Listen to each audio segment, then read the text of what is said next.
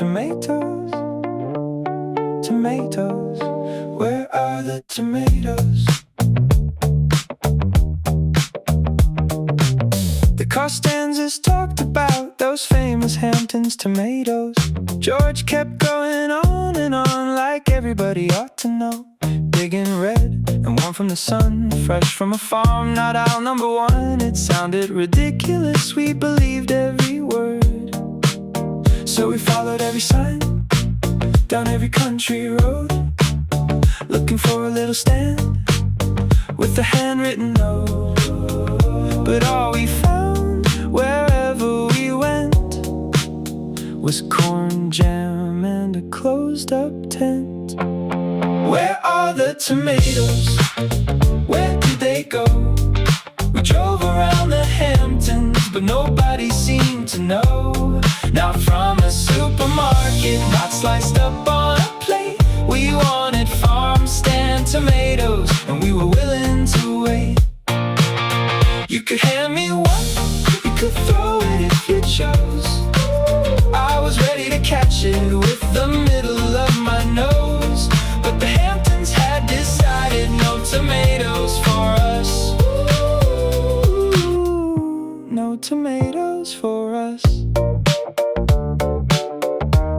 No tomatoes for us. Every little roadside sign looked promising at first. Fresh eggs, local honey, somehow that made it worse. We searched for red between the rows of green, the most mysterious vegetable we had never seen. Yes, I know it's a fruit, that isn't the point. We came here for tomatoes, don't ruin this. We checked another map and made another turn. How hard could this be? We were starting to learn. The farms had flowers, the stores had sauce, and somewhere in the distance George Costanza laughed. Where are the tomatoes? Where did they go? We drove around the Hamptons, but nobody seemed to know. Not from a supermarket, not hiding in a meal. We wanted one straight from the farm to prove that they were real.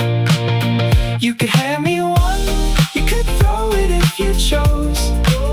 I was ready to catch it with the middle of my nose. But the Hamptons had decided no tomatoes for us. No tomatoes for us.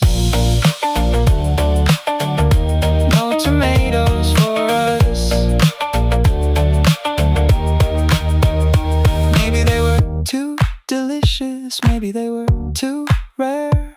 Maybe every local farmer saw us coming and hid them somewhere. I had salt inside the car, I had money in my hand. I was emotionally prepared for a roadside tomato stand. Throw it gently, throw it hard. At this point I don't care. Just prove to me the Hamptons tomato was ever really there.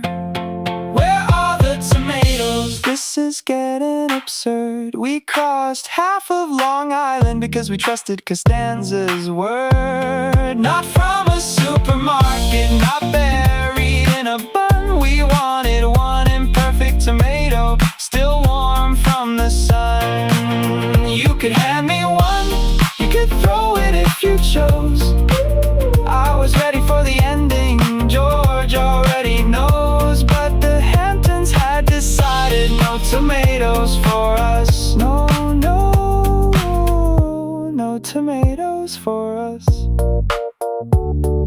That evening at the table I looked down and there it was, a bottle of Heinz ketchup. So I said, well, I guess we found one.